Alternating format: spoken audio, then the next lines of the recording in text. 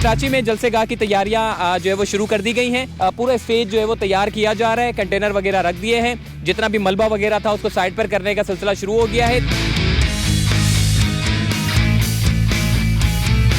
PTI के लिए और खान साहब के लिए एक डिफरेंट जोश है लोगों को, क्योंकि लोगों को ये पता है कि ये शख्स ईमानदार है, नेक है, सिंसियर है, ऑनेस्ट है, इस मुल्क के लिए बात करता है।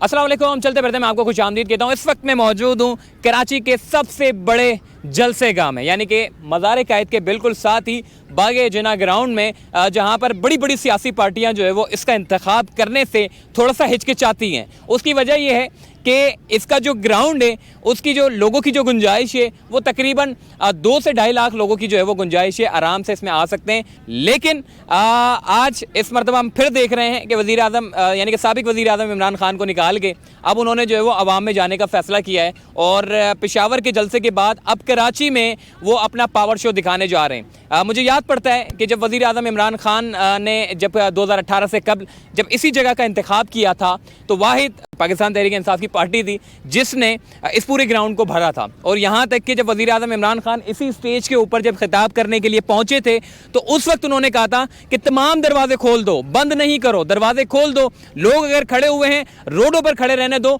मगर उन लोगों को सुकून से खड़े रहने दो। उतना रश था। अब चूंकि सिनेरियो चेंज हो चुका है, वज़ीर आज़म इमरान खान ने एक मरतबा फिर कराची की आवाम से उनके दरमियान आने का जो है वो फ़ैसला किया है और ये पावर शो हफ्ते की रात को 9 बजे दिखाने जा रहे हैं। और पहले चूँकि हमने देखा था कि वज़ीर आज़म यानी कि साबिक वज़ीर आज़म इमरान खान जो है वो उन्होंने एक पेशावर का जलसा किया, बड़ा ज़बरदस्त, बड़ी तादाद में आवाम ने जो है वो शिरकत की। हमने देखा कि दूर दूर से लोग जो है वो आए हुए थे सिर्फ वज़ीर आज़म इमरान खान के जलसे में।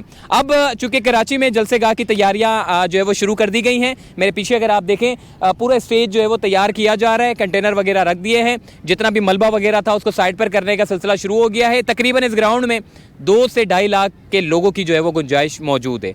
और मैंने आपको पहले भी कहा कि जिस तरीके से बहैसियत वज़ीर आज़म इमरान खान जब कराची में जब वो उन्होंने विज़िट किया था तो उन्होंने 1100 अरब रुपए पैकेज का ऐलान किया था। कराची शहर में 20-25 साल से जो तरक्याती काम नहीं हुए थे उसको स्टार्ट करने में वज़ीर आज़म यानी कि साबिक वज़ीर आज़म, एक तो बार बार वज़ीर आज़म इमरान खान मुंह से निकल रहा है, साबिक वज़ीर आज़म इमरान खान जो है वो उन्होंने इसका जो है वो बाकायदा तौर पे 1100 अरब रुपए पैकेज का ऐलान किया। उसके बाद हमने देखा धड़ाधड़ काम शुरू हुए।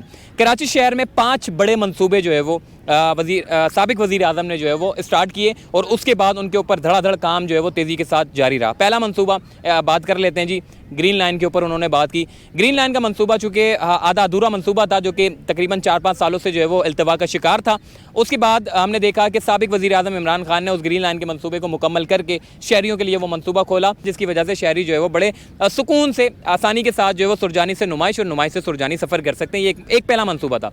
उसके अलावा दूसरा मंसूबा जो कि कराची सर्कुलर रेलवे, ये वो मंसूबा है जो पुराने रूट पर जहाँ पर इंक्रोचमेंट कायम हो गई थी, जहाँ पर पुरानी जो सर्कुलर रेलवे 20-25 सालों से बंद हो गई थी, उस मंसूबे को दोबारा से चलाने का बेड़ा उठा लिया था। और साबिक वज़ीर आज़म ने कहा कि कराची वाले जो है वो एक बेहतरीन मयारी ट्रांसपोर्ट का जो है वो मंसूबे के लायक हैं और इसीलिए उन्होंने कराची सर्कुलर रेलवे जो पुराना बंद कर दिया गया था उसको नए अंदाज से लाने के लिए जो है वो एक मंसूबा शुरू किया। अब तीसरे मंसूबे की बात कर लेते हैं जो कि कराची का K4 मंसूबा। कराची में वैसे पानी का बड़ा मसला है और 10-12 सालों से K4 मंसूबा जो है वो जो हुकूमतें हैं वो मुकम्मल ना कर सकी, फिर यही सारा पुराना जितना भी जो पुराने मंसूबे थे जिनको मुकम्मल ना कर सके कराची में, वही मंसूबा उनके सर पर डाल दिया गया। और वज़ीर आज़म इमरान खान ने यानी कि साबिक वज़ीर आज़म इमरान खान ने इसको उठाने का बेड़ा उठा लिया और K4 मंसूबा भी अब इंशाअल्लाह बहुत जल्द यानी कि चलेगा। अब देखना ये है कि ये K4 का मंसूबा कहाँ तक पहुँचता है। बहरहाल ये तीसरा कराची वालों के लिए बड़ा मंसूबा था। अब थोड़ा बात करूँगा पाकिस्तान रेलवेज़ के बारे में जो खसारे में था। जो पाकिस्तान रेलवेज़ का कराची चूँकि पोर्ट है, कराची में पोर्ट है, जितना भी कंटेनर है सारा आना जाना लगा रहता है। आपका हैवी ट्रैफिक जो ट्रक जाते हैं, जो हैवी कंटेनर जाते हैं, ये सारे अंदरूनी शहर से गुजरते हुए जाते हैं। उसकी वजह ये है कि जो हमारे पास पुराना निज़ाम था, जो ट्रैक हमारे पास मौजूद थे, उसके ऊपर भी इंक्रोचमेंट हो गई और वो सारे के सारे जो है वो ट्रैक ख़त्म कर दिए गए। साबिक वज़ीर आज़म इमरान खान ने उस मंसूबे को जो है वो फ्रेट कॉरिडोर को बहाल करने का जो है वो अज़म किया और उसके बाद हमने देखा कि पोर्ट कासिम पर भी और पोर्ट पर भी, जो कराची पोर्ट है वहाँ पर भी जो है वो फ्रेट कॉरिडोर यानी कि ट्रेनें चलाने का सिलसिला जो है वो शुरू किया गया और अभी भी उसके ऊपर तेज़ी के साथ काम जारी है ताकि फ्रेट का जो मसला है, जो कि कंटेनर शहर के अंदर से गुजरते हैं, वो ख़त्म हो और ट्रेन के ज़रिए जा सके और पाकिस्तान रेलवेज़ को खसारे से बाहर निकाला जा सके।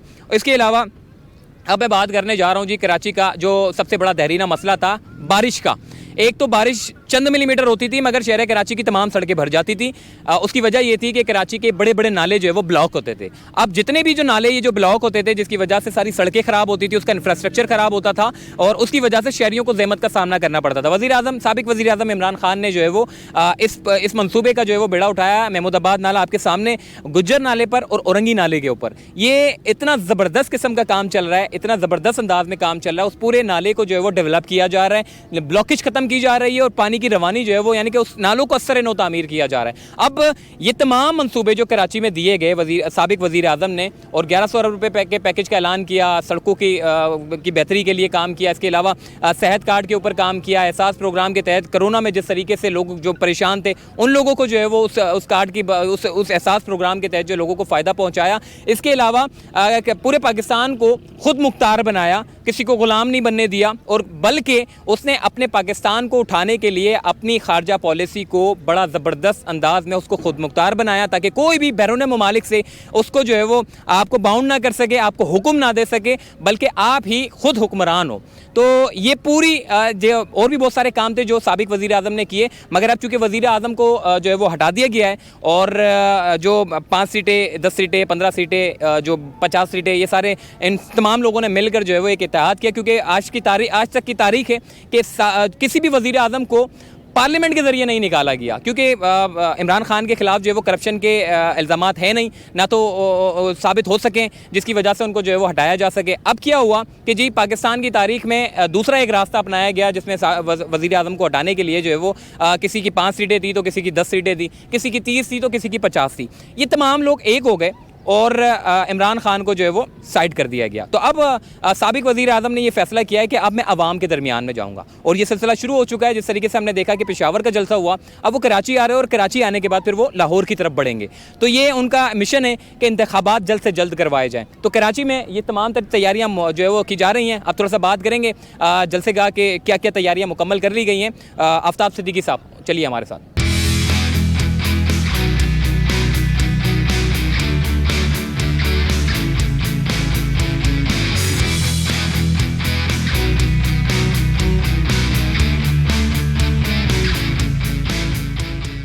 जी पीटीआई रहनुमा आफ्ताब सिद्दीकी साहब इस वक्त हमारे साथ मौजूद हैं, इनसे बात करते हैं। सर मुझे तो ऐसा लग रहा है कि आपने शायद अलीम खान की जिम्मेदारियां जो है वो आपने संभाल ली हैं।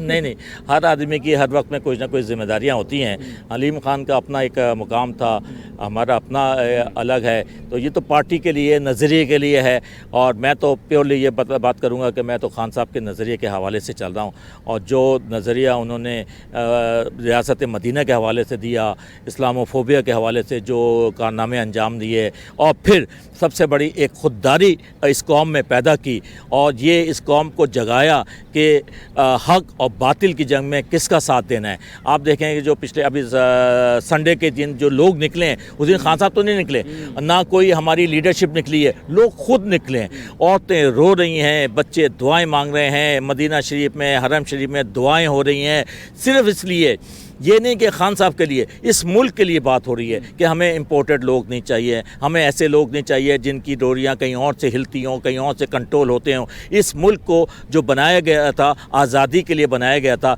ये नहीं बनाया गया था ब्रिटिश साम्राज्य से निकल के किसी और साम्राज्य में चले जाएं। ये जो खान साहब का नज़रिया और जो उन्होंने लोगों में एक फ़िक्र और एक सोच जो डेवलप की है, आप ख़ुद गवाह इस बात के कि लोग जो मिलेनियम में हमारा संडे को हुआ था, जिसको हम कॉर्नर मीटिंग समझ रहे थे, वो तो इतना बड़ा जलसा हो गया था। उस हिसाब से देखें तो जो यहाँ पे मोबिलाइजेशन है लोगों की, और अफ्तार के बाद तो बहुत ज़बरदस्त काफ़ी लोग यहाँ पे होते हैं, तैयारियाँ जारी हैं इंशाल्लाह, और एक अजीमुशान कराची की तारीख का सबसे बड़ा जलसा होगा ये। आफ्ताब भाई ये पूछूंगा कि ये बागे जिना जो ग्राउंड है, इसमें बड़ी बड़ी सियासी पार्टियां भी सोचती हैं जलसा करने में कि पता नहीं ये बढ़ सकेंगे नहीं बढ़ सकेंगे, और खान साहब की एक क्वालिटी है, जब इलेक्शन से कबल अगर उन्होंने कराची की बात की थी, उनको मशवरे भी दिए गए थे कि आपने कौन सा ग्राउंड जो है वो मुंतखब कर लिया, फिर बाद में देखा आपके पास स्पेस कम पड़ गया था, लोग रोडों के ऊपर खड़े हुए थे। अब तो चूंकि सिनेरियो भी चेंज हो गया है, तो आप क्या समझते हैं ये छोटा सा ग्राउंड क्या के अलावा भी आप बाहर की भी सिचुएशन को जो है वो संभाल रहे हैं? देखें, जो नॉर्मली जो सियासी पार्टियां जो जलसे करती हैं वो आधे ग्राउंड से शुरू करती हैं, पीछे जो है ना का आधा ग्राउंड होता है। आप देखिए हमने कोई 80% ग्राउंड कवर किया, कोई बाकी 20% जो है वो पार्किंग में और मीडिया के लिए छोड़ा गया, तो 80% ग्राउंड ये कवर्ड है। इसके अलावा बाहर गुरुमंदिर तक नुमाइश, और इधर शायर कातीन, इस साइड पर चारों तरफ हमारी SMDs लगी होंगी और हमारे साउंड सिस्टम होगा, क्योंकि हमें उम्मीद है कि 5 लाख कम से कम 5 लाख लोग यहाँ आएंगे, तो वो इस ग्राउंड में तो आ नहीं सकते। इस ग्राउंड की कैपेसिटी 2 लाख 2.5 लाख है, बाकी सब 2.5 से 3 लाख, बाकी सब बाहर आएंगे। और आप देखें जो जोश वलवला इस वक्त, मैं आपको बता नहीं सकता कितनी कॉल्स आ रही हैं कि हमें पास दे दें। हालांकि पास का सिस्टम नहीं है यहाँ, तो हमने फैमिलीज़ को, लेडीज़ को अलग किया है, यूथ को अलग किया है, उसके और जनरल हमारा इंक्लूजन अलग है। तो इंशाल्लाह जो जोश और जज्बा यहाँ पे नज़र आएगा वो काबिल दीद नहीं होगा। आखिरी सवाल मैं करूंगा, PTI की कारकुनान ही नहीं बल्कि पूरे पाकिस्तान में जो कराची में जो रहने वाले लोग हैं, जो दीगर पार्टियों को पसंद करते थे, आज वो भी पाकिस्तान तहरीक इंसाफ के जलसों में आ रहे हैं। यहाँ तक कि हमने ये भी देखा है जो खवातीन केरी कोर्ट में बच्चों के हमरा आ रही हैं। आज तक ऐसा कभी नहीं देखा गया कि बच्चों को लेकर जो है वो जलसे में लाया गया हो। जी देखें, PTI के लिए और खान साहब के लिए एक डिफरेंट जोश है लोगों को, क्योंकि लोगों को ये पता है कि ये शख्स ईमानदार है, नेक है, सिंसियर है, ऑनेस्ट है, इस मुल्क के लिए बात करता है। इसकी ना जायदादें ना पैसा मुल्क से बाहर है, इसका सब कुछ इसी मुल्क में है। और बड़े अरसे के बाद, कायद-ए-आज़म के बाद हमें ये एक ऐसा लीडर मिला है जिसने आँखों में आँखें डाल के बात की है। उसने झुका नहीं, वो टूटा नहीं, उसने सब लोगों को एक्सपोज कर दिया कि सारे लोग एक तरफ और खान एक तरफ। कराची के जलसे में जो है वो सरप्राइज़ कोई देने जा रहे हैं खान साहब?